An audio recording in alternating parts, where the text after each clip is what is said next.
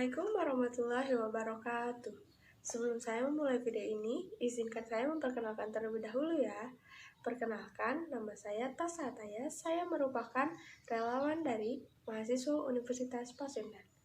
Pada kesempatan kali ini, saya akan menyampaikan sebuah pidato mengenai hal-hal apa saja yang sedang terjadi di negara kita. Di negara kita saat ini, saya akan lebih menekankan kepada aspek pandemi COVID-19 di negara Indonesia. Puji dan syukur marilah kita panjatkan kepada Tuhan Yang Maha Esa, karena pada kesempatan kali ini kita bisa berkumpul dalam video ini.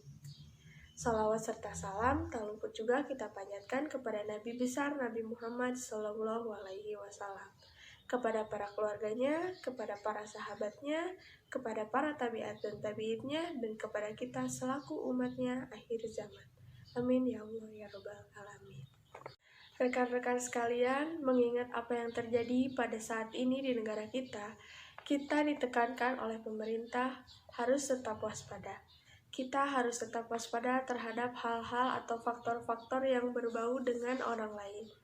Misalnya, kita harus tetap waspada jika kita ingin berinteraksi dengan orang lain. Karena mengapa? Karena kita tidak pernah tahu siapa orang yang telah terjangkiti oleh virus ini. Karena virus ini merupakan virus yang tak kasat mata. Maka dari itu, sebelum kita akan berinteraksi dengan orang lain, kita disarankan untuk menggunakan hand sanitizer atau mencuci tangan setelah berinteraksi dengan orang lain. Upaya itu dilakukan untuk menekan angka tingginya menyebarnya virus COVID-19 ini di Indonesia. Selain itu juga, virus ini merupakan virus pertama yang masuk ke negara Indonesia. Bukan hanya di negara Indonesia, virus ini merupakan virus pertama yang masuk ke berbagai negara di belahan dunia.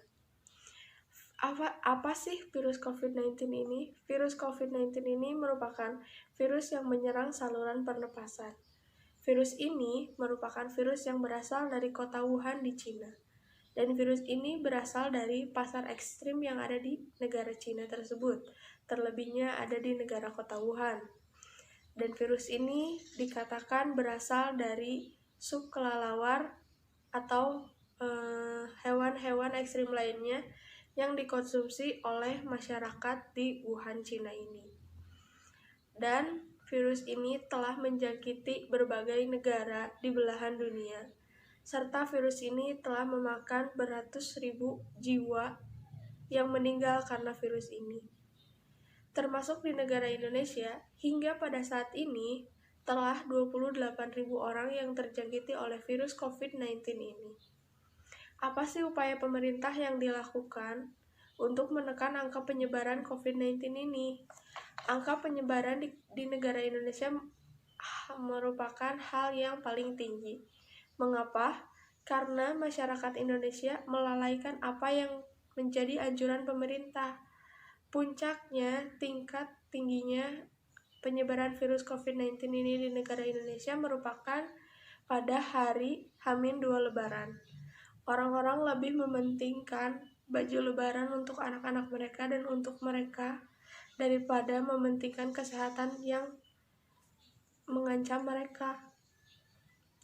Pada H-2 Lebaran, virus COVID-19 ini di negara Indonesia menjangkiti hampir 1.000 orang. Dan itu merupakan angka tertinggi yang didapatkan negara Indonesia karena masyarakat Indonesia bandel terhadap apa yang telah dianjurkan oleh pemerintah. Banyak mal-mal yang buka secara diam-diam untuk mendapatkan keuntungan dari pandemi saat ini. Dan karena hal itu, hampir banyak negara di belahan dunia yang tidak sanggup menghadapi pandemi virus COVID-19 ini. Terlebih lagi, saking banyaknya masyarakat yang terjangkiti oleh virus, negara tersebut tidak sanggup, dan negara tersebut bahkan ada yang sampai menutup rumah sakitnya karena tidak sanggup lagi untuk menampung pasien COVID-19 ini. Termasuk di negara Indonesia, ada satu rumah sakit yang menutup rumah sakitnya karena di rumah sakit tersebut petugas medisnya hampir 10 orang terjangkiti oleh virus ini.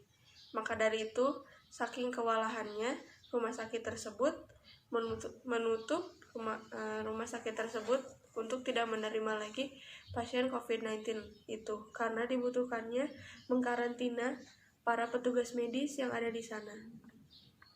Maka dari itu, saya sangat anjurkan kepada masyarakat Indonesia, terlebih lagi rekan-rekan sekalian yang menyaksikan video ini. Saya menghimbau untuk rekan-rekan sekalian tetap berdiam diri di rumah dan tetap mengikuti apa yang menjadi anjuran pemerintah. Selain itu juga, pada saat ini, negara kita telah memasuki pada fase baru, fase di mana yang disebut new normal. Fase ini merupakan fase di mana kita harus bisa hidup berdampingan bersama pandemi ini. Karena itu merupakan salah satu cara kita bisa bertahan hidup di negara ini. Dan oleh karena itu, negara Indonesia menetapkan new normal ini pada 1 Juni kemarin. Ada yang menetapkan new normal ini dan juga ada yang melanjutkan PSBB secara besar.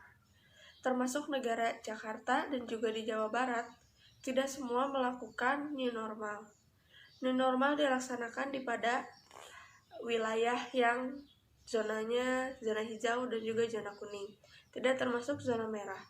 Di zona merah tetap diberlakukan PSBB secara berkala selama 14 hari. Apa sih new normal itu? New normal itu merupakan cara kita berdampingan hidup bersama pandemi ini. Kita harus bisa berdampingan hidup dengan virus corona ini.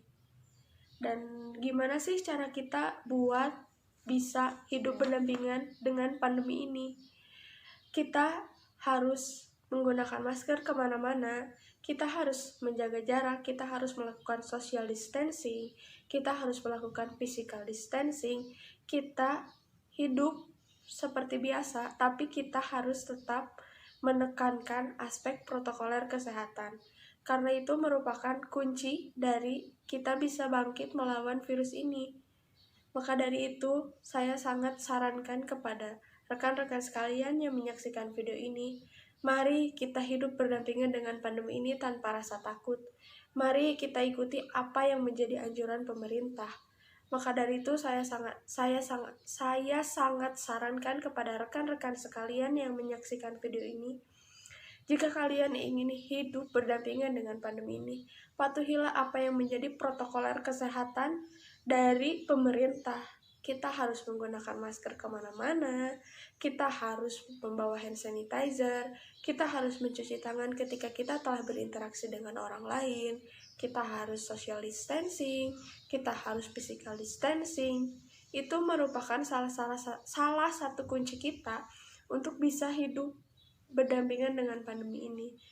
Karena jika kita perhatikan saat ini, kita berdiam diri di rumah sudah hampir memasuki 3 bulan. Coba bayangkan ekonomi negara tidak terpuruk seperti apa.